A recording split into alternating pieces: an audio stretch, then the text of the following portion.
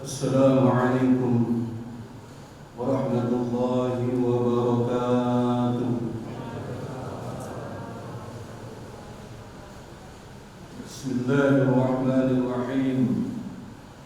Alhamdulillah alladzi amarna bittiba'il huda wa nahana 'an ittiba'in nafsi wal hawa. Asyhadu an la ilaha illallah wahdahu la syarika lahu jalla wa 'ala wa asyhadu anna sayyidana Muhammadan 'abduhu wa rasuluhu al-murtada.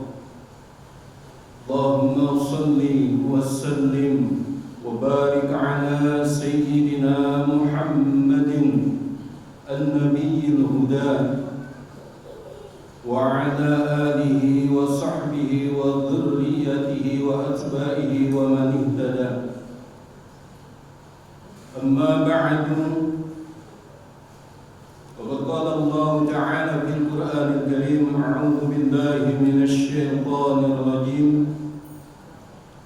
يا أيها الذين آمنوا كتب عليكم الصيام كما كتب على الذين من قبلكم لعلكم تتقون.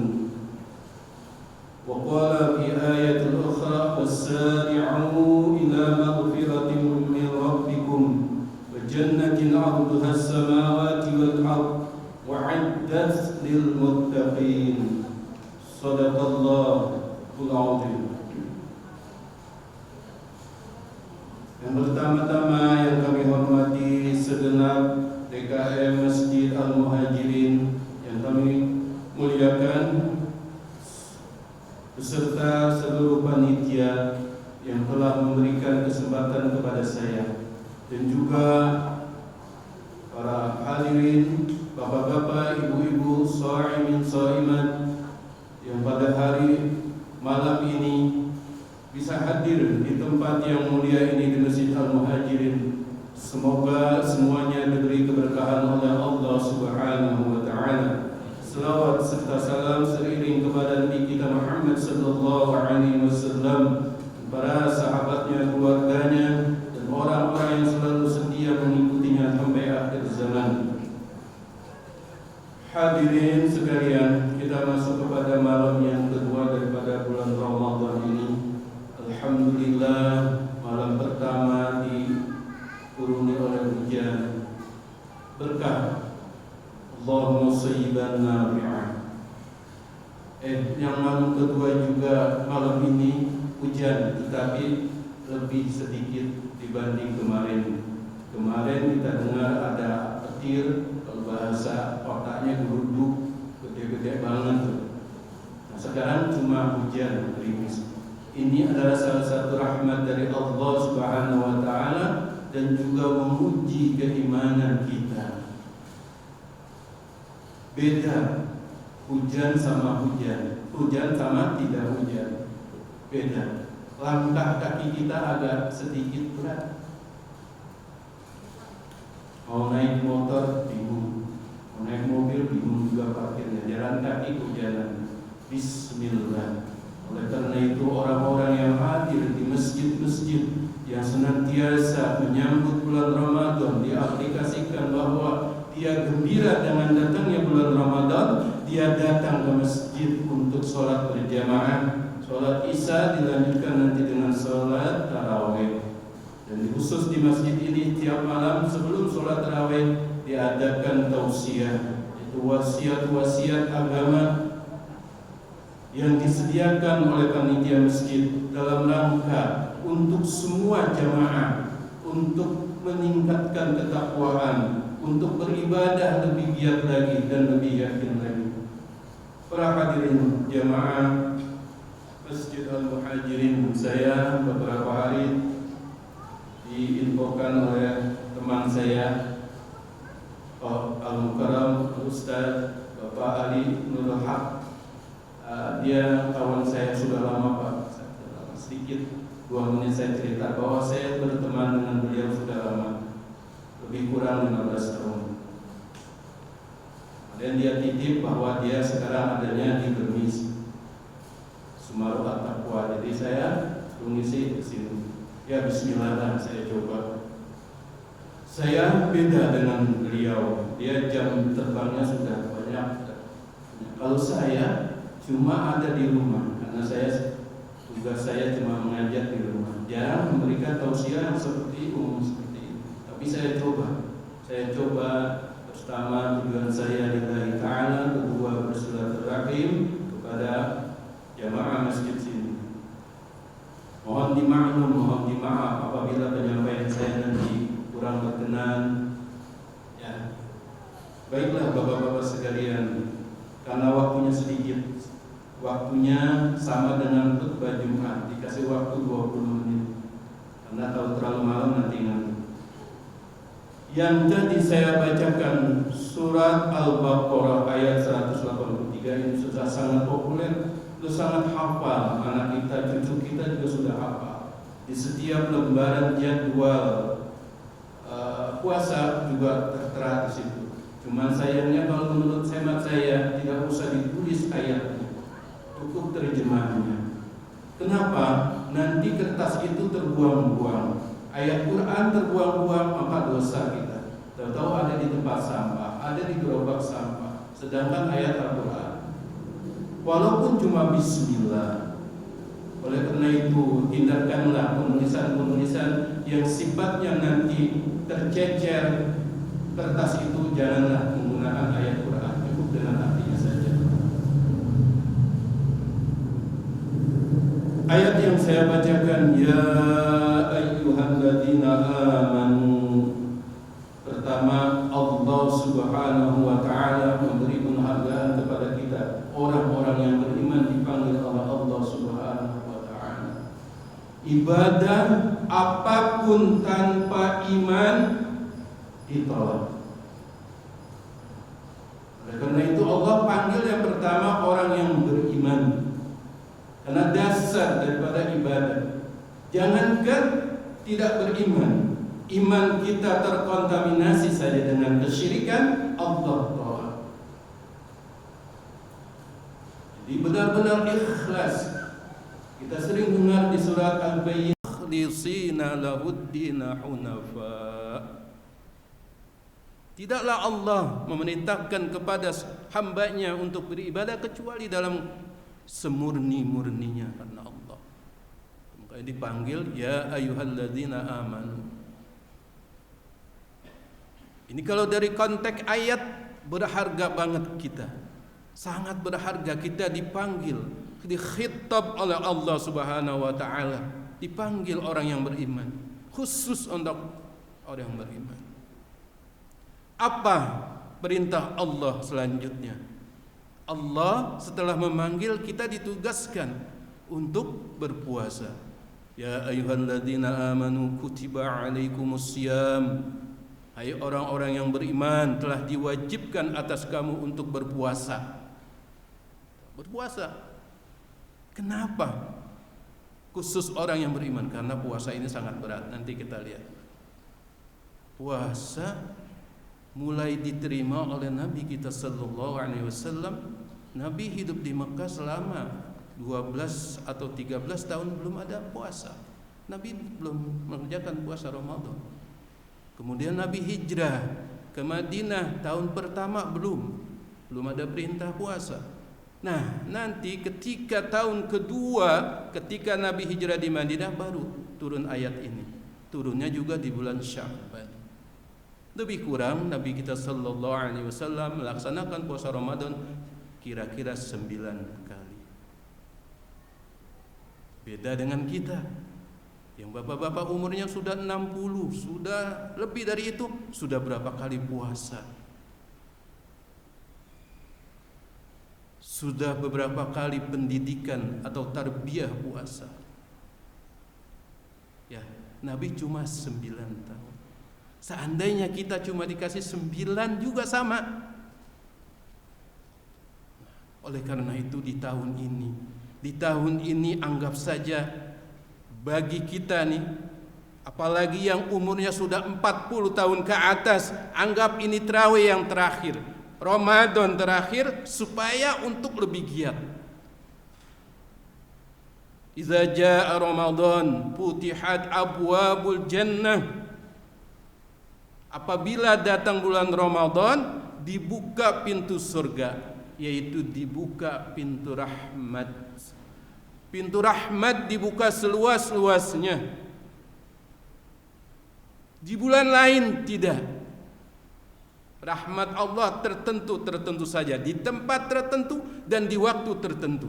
Tetapi di bulan Ramadan sepanjang hari 24 jam rahmat Allah turun. Ini salah satu kemurahan Allah kepada kita. Seandainya ini tidak dimanfaatkan, merugilah. Wa ghuliqat abwabun nar, dan ditutup pintu neraka. Hawa-hawa ke neraka itu ditutup. Orang berkurang untuk bermaksiat, khususnya orang beriman. Beda nanti setelah beberapa hari ke depan, 10 atau 11 dan sehingga mau akhir Ramadan, beda. Nah, itulah kualitas iman seseorang di situ kelihatan. Ya, di setiap pertandingan ketika final tinggal sedikit. Awalnya babak pengisian banyak, rontok dia. Nah, disitulah kita tahu kualitas orang. Oleh karena itu dari sekarang kita mohon kepada Allah, ya Allah, Allahumma a'inni ala dzikrika wa syukrika wa husni ibadatik. Ini jangan ditinggal selesai sholat. Ya Allah, tolong. Kita minta tolong kepada Allah supaya kita termasuk hamba yang suka ingat kepadanya. Ini kita datang ke masjid berarti ingat sama Allah. Tuh, minta tolong. Kita bisa ibadah, bisa hadir di masjid ini bukan semata-mata kekuatan fisik kita, tetapi pertolongan Allah Subhanahu wa taala. Di luar masjid ini lebih banyak orang di luar, badannya sehat-sehat. Tetapi karena dia tidak ditolong oleh Allah untuk beribadah, walaupun orang itu lemah karena imannya kuat dan dapat pertolongan Allah, hadir di masjid. Jadi Allah tidak melihat fisik.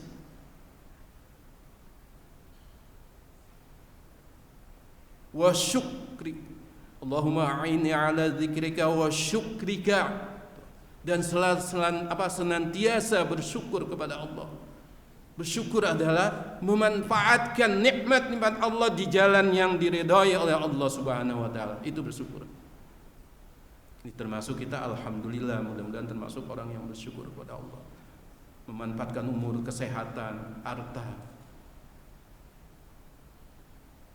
Mudah nanti kalau dihisab oleh Allah. Wa husni ibadatik, dan ditolong oleh Allah untuk memperbagus ibadah kita, ibadah zahir maupun ibadah batin. Nah, ibadah puasa tidak hanya ibadah batin tetapi ibadah zahir. Dua, ibadah zahir yaitu ibadah menurut syariat Islam. Kalau ini tidak dikerjakan atau tidak dipelajari tentang puasa, ilmu tentang puasa, tidak sah puasanya. Oleh karena itu umat Islam dia bergembira datangnya bulan Ramadan. Apa yang harus dipersiapkan? Kita diperintahkan untuk puasa. Bagaimana cara puasa? Kita diperintahkan untuk sholat. Bagaimana cara sholat? Masing-masing ibadah mempunyai syarat dan rukun. Nah, ini yang harus dipelajari dulu dari awal, yang zahir. Supaya apa? Sah ibadah kita.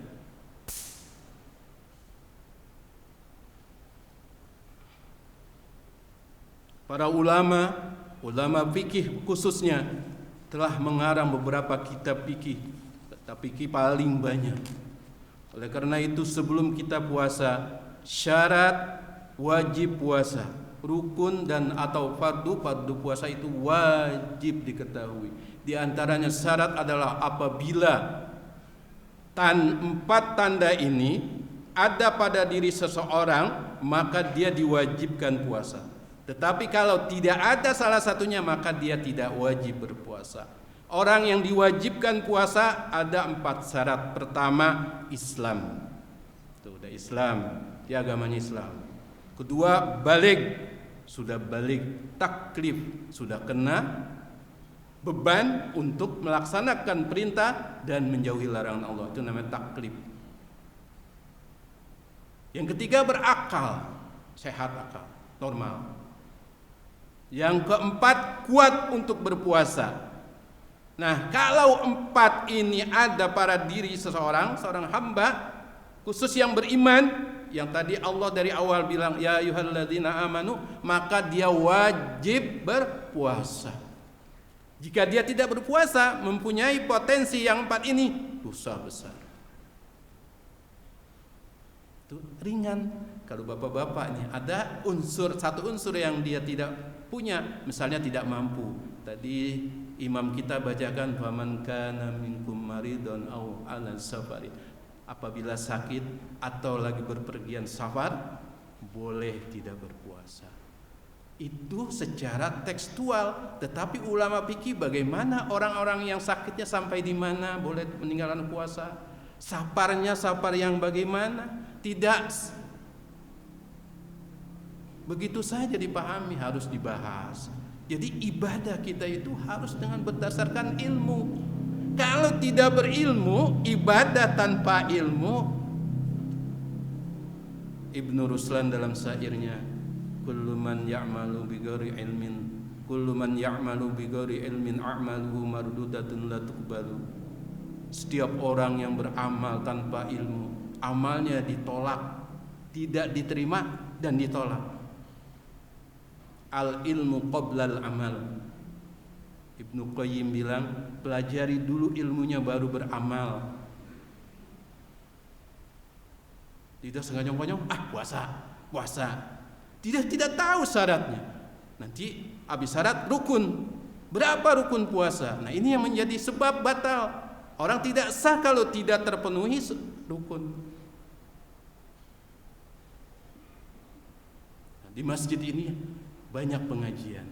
Oleh karena itu insya Allah jamaah sini sudah tahu. Ini cuma untuk memperbaharui saja, mengingatkan.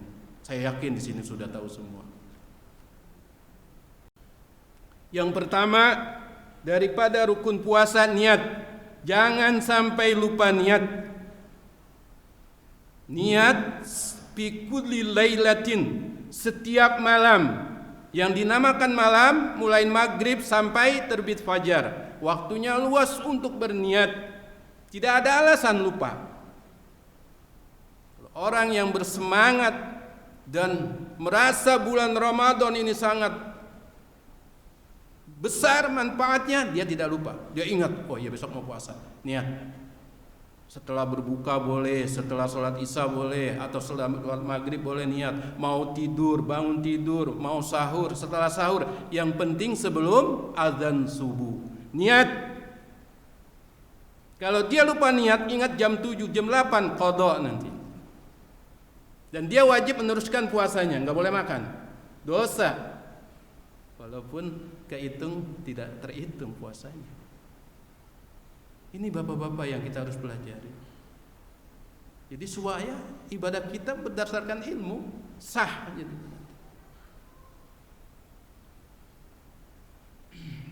Yang kedua, menahan. Ini arti daripada bahasa as-saum, imsak, menahan.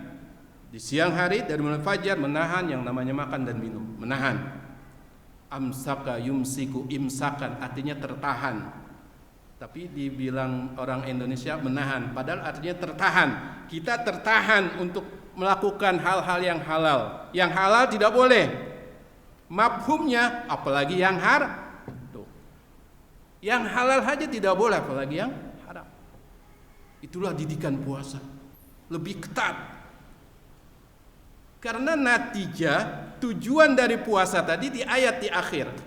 La'allakum tattaqun. Tidak sembarangan menjadi orang takwa itu enggak bisa begitu aja. Kalau menurut Al-Quran, bukan saya. Yang tadi saya bacakan ayat di belakang itu surat Ali Imran 133. wasari'u ila maghfiratin min rabbikum wa jannatin 'arduha as-samawati wal ard wa'iddat lil muttaqin. Ayo kita bersegera kepada ampunan Allah. Pas ini bulan puasa, banyak istighfar, banyak beribadah. Allah sudah membuka rahmat, maghfirah dan pembebasan dari api neraka di bulan Ramadan ini seluruhnya. Wasari'u, jangan ditunda-tunda. Umur kita tidak tahu.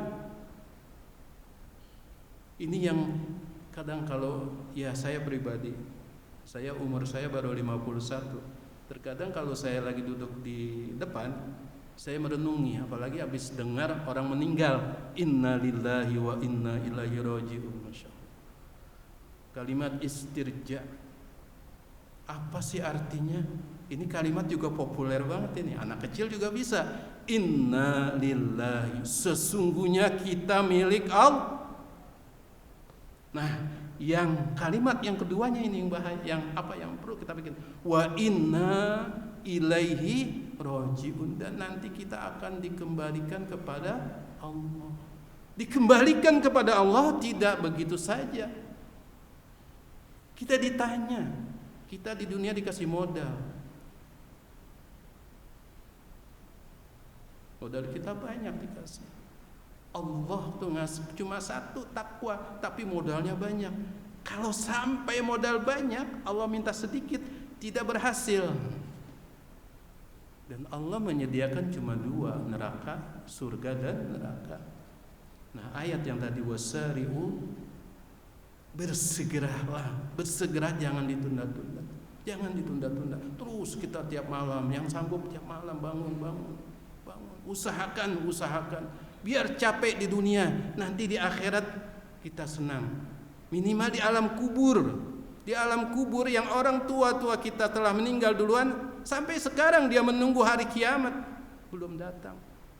Apakah dia senang? Tergantung bekalnya selama di dunia, tergantung sanggupnya, dan tergantung juga orang-orang yang mengirimi pahala kepadanya. Banyak Nabi sudah memberikan untuk kita supaya umatnya ini semuanya masuk surga. Padahal kalau orang udah mati putus, tapi masih ada yang bisa membantu. 3 itu, ilmu yang bermanfaat, sedekah jariyah, anak yang soleh. Kalau itu kita punya, 3 punya, atau salah satu saja, alhamdulillah, kita di dalam kubur lama-lama naik derajat kita, dipindahkan tempat yang lebih baik. Ini hadis juga dekat dengan hadis yang dari Anas, yatsba'ul mayyit salasatun, yang mengikut ketika mayit itu digotong, dibawa mau dimakamkan 3. Ahluhu wa maluhu wa amaluhu, keluarganya ikut, hartanya ikut, amalnya ikut. Di dalam hadis itu terakhir, yang 2 pulang, tinggal yang 1 nemenin kita. Hartanya pulang, keluarganya pulang. Mana ada, walaupun dia cinta sama istrinya atau suaminya, mau nemenin sampai kubur, sampai malam, nggak mungkin. Pulang, hartanya pulang, mobilnya dibawa pulang lagi, semua apa dibawa pulang. Yang tinggal 1 amalnya. Nah, kita bayangkan amal kita, Masya Allah.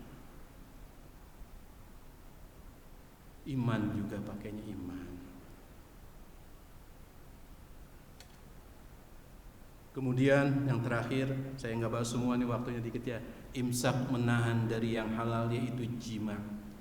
Hubungan suami istri di bulan Ramadan ini, apalagi pengantin baru ini.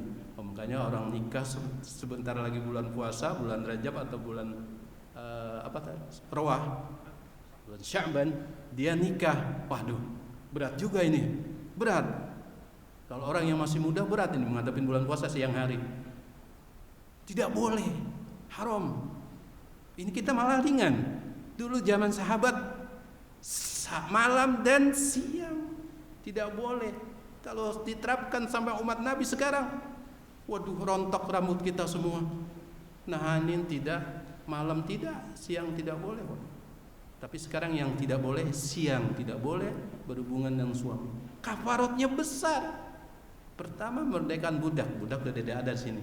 Yang kedua, alternatif kedua, puasa 2 bulan berturut-turut. Masya Allah, 1 bulan aja 2 bulan berturut-turut.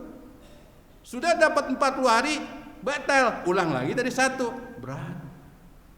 Kalau nggak sanggup memberi makan fakir miskin 60 kali 50 ribu 2 juta, ya 3 juta.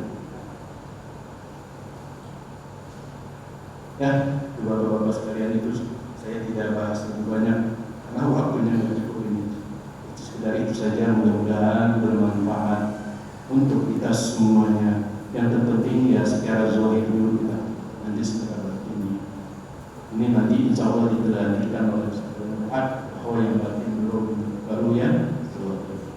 Mohon maaf apabila ada kesalahan dan kesalahan saya.